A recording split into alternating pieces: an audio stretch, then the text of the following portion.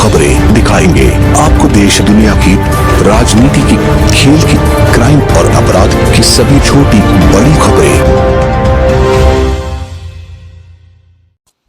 पत्रकारों की अर्धनग्न photo viral, मारपीट मामले में विभागीय जांच शुरू, थाना प्रभारी सहित 6 पुलिसकर्मियों पर गिर सकती है गाज। बयान देने पहुंचे पीड़ित पत्रकार का आरोपी पुलिसकर्मियों को बचाने के लिए थाने की सीसीटीवी फुटेज किया गया डिलीट। मामले में गलत तरीके से हो रही जांच। सीधी भाजपा विधायक के खिलाफ खबरें लिखने व रंगकर्मी के गिरफ्तारी की कवरेज करने के दौरान पत्रकार कनिष्क तिवारी को थाने में मारपीट करने और कपड़े उतरवाने के मामले में एक अब नया मोड़ आया है। अब पत्रकार कनिष्क तिवारी ने एक बार फिर विधायक सहित जांच अधिकारियों पर गंभीर आरोप लगाए हैं। उन्होंने रेडियो पुलिस अधीक्षक भोपाल द्वारा की गई जांच रिपोर्ट में सवाल खड़े किए हैं। उन्होंने कहा कि थाने में लगे सीसीटीवी कैमरे का डाटा रिकवर करने व इस दौरान थाने में मौजूद पुलिसकर्मियों ने किन लोगों से बात किए हैं उसके मोबाइल कॉल डिटेल CDR निकाली जाए तो कई बड़े खुलासे होंगे। अब इस मामले की सिंगरौली SP वीरेंद्र सिंह जांच कर रहे हैं।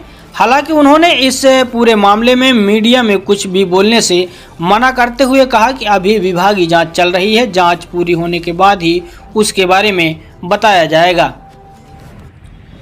मैं कनिष्क तिवारी वही पीड़ित पत्रकार हूं जिसके साथ बीते 2 अप्रैल 2022 में हमारा चीरहरण ही नहीं बल्कि पत्रकार बिरादरी का पूरी तरीके से चीरहरण किया गया था। और ये लगातार हम आज भी प्रताड़ित हो रहे हैं। प्रताड़ना के उस दौर की पराकाष्ठा तो हमसे पार की ही गई थी उन 17 घंटों में जब हमें लॉकअप के अंदर बंद किया गया था।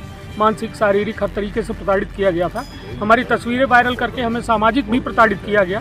सामाजिक सम्मान और सारी व्यवस्थाओं को बिल्कुल ख़त्म कर दिया गया। लेकिन आज 8 महीने बीत जाने के बाद भी हमारी स्थिति ये है कि हमें न कोई सरकारी मदद है, न कोई व्यवस्था मिली है, न कोई सुरक्षा मिली है। लगातार धमकियां मिलती हैं कि हमारे खिलाफ जाओगे तो तुम्हारे साथ हम ऐसा कुछ करवा देंगे कि शायद तुम बयान देने लायक न बचो। हम रीवा में रहने लगे। मैं माखनलाल चतुर्वेदी संचार राष्ट्रीय विश्वविद्यालय का छात्र हूँ और MA जर्नलिज्म कर रहा हूँ। बार बार यहाँ से नोटिस आती है सिंगरौली SP के यहाँ से कि आपको बयान देने आना है, कथन देने आना है, विभागीय जांच चल रही है। सवाल सबसे बड़ा मेरा ये है कि आखिर कितनी बार ये बयान लिए जाएंगे, कितनी बार कथन लिए जाएंगे, जबकि सारी बातें वस्तु स्थिति स्पष्ट हो चुकी है। जबकि रेडियो SP अमित सिंह खुद आए थे, पूरे मामले की जांच की थी। 6 पुलिसकर्मियों को थाना प्रभारी तत्कालीन मनोज सोनी सहित उन्होंने दोषी पाया था। हालांकि उनकी जांच में कई तरह की विसंगतियां हैं। प्रमुख आरोपियों को उन्होंने दरकिनार करके छोटे छोटे पुलिसकर्मियों को केवल उन्होंने दोषी माना और एक थाना प्रभारी को दोषी माना। पूरे मामले में आपको बता दूं कि CCTV उस दौरान चालू था। हमने खुद जो है मॉनिटर लगा हुआ था जो थाना प्रभारी के कक्ष में, उसमें देखा था कि CCTV चालू था। पूरे काले कारनामे उस CCTV में कैद थे। लेकिन जांच में वो सभी बिल्कुल दूध का दूध पानी का पानी हो जाता, इसलिए उस CCTV को पूरी तरह से नष्ट कर दिया गया।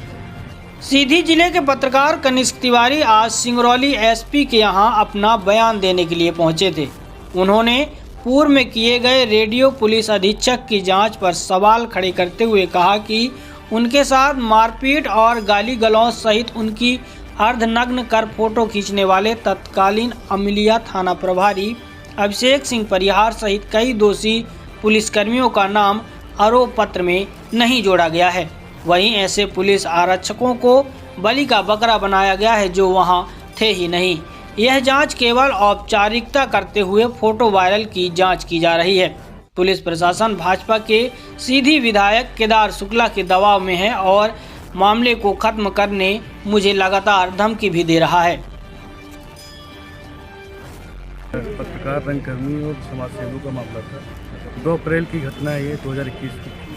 और नीरज कुंडेर जो रंगकर्मी है उनको पुलिस अरेस्ट करती है उनके घर से। तो उसी विषय में हम लोग थाने में गए थे जहाँ पे बहुत सारी चीज़ जो कृत्य हुआ था, कपड़े उतरवाए गए थे, मारपीट की गई थी, फ़ोटोज़ वायरल किए गए थे उसी मामलों के लेकर। लेकिन अभी 8-9 महीने हो गए, हम लोग नाले के चक्कर लगा रहे हैं, कोतवाली के चक्कर लगा रहे हैं, एसपी ऑफिस के चक्कर, लेकिन अभी तक हम लोगों को न्याय नहीं मिला है। और जिस फर्जी आईडी के आरोप में नीरज कुंदेर को पकड़ा गया था, उसके ऊपर वो आईटी एक्ट की धाराओं पे उसको जेल नहीं भेजा गया था। वो बाद में मुझे जानकारी मिली, हम लोग के साथ जब हम लोग लाकअप में थे तो बाद में हमको ये जानकारी मिली, उन्होंने बताया कि ये आप लोग पूछ रहे थे तो ये धाराएँ लगी है। तो हमने उनसे यही सवाल किया था टीआई साहब से कि सर आप उनको 151 लगाकर क्यों भेजा गया? तो उन्होंने फिर जवाब नहीं दिया। उसके बावजूद हम लोग के साथ मारपीट करते हुए फिर अंदर लाकअप में डाल दिए थे। और उसके बाद जब वो नीरज कुंदेर सेंट्रल जेल में थे, पड़रा में, सीधी में, उसके बावजूद वो आईडी जो फेसबुक आईडी तो एक्टिव थी, उससे पोस्ट आ रही थी उसके, लेकिन आज तक उस पोस्ट के विषय में नहीं पुलिस ने ध्यान दिया कि किस व्यक्ति ने पोस्ट डाली है। फर्जी तरीके से नीरज कुंदेर को फंसा करके उसको जेल भेज दिया गया था। और हम लोग के ऊपर भी आईपीसी की धाराएं उसी दिन लगाई गई थी, अलग से 151 लगा करके हम लोग को लाकअप में रखा गया 18 घंटे। और जो आईपीसी की धारा लगी आज तक उसका चालान नहीं पेश किया गया। और कभी सिंगरौली मुझे बयान के लिए बुलाया जाता है, कभी सीधी बुलाया जाता है। और अमित सिंह वरिष्ठ पुलिस अधीक्षक एसपी थे जो भोपाल से आए थे पुलिस मुख्यालय से, तो वो भी आए थे। उन्होंने भी अपना निष्कर्ष दिया हुआ है जांच के बाद कि थाना प्रभारी को ही आरोपी बनाया गया था, मनोज सोनी जी को। आज तक उनके ऊपर एफआईआर नहीं हुई।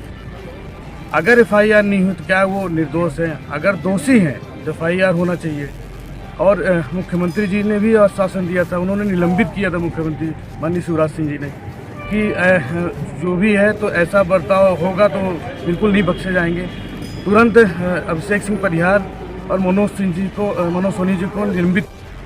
आपको बता दें कि पिछले दिनों सीधी कोतवाली में थाना प्रभारी मनोज सोनी, अमिलिया थाना प्रभारी अभिषेक सिंह परिहार सहित पुलिसकर्मियों ने अर्धनग्न कर फोटो खींचे और उन्हें वायरल कर दिया।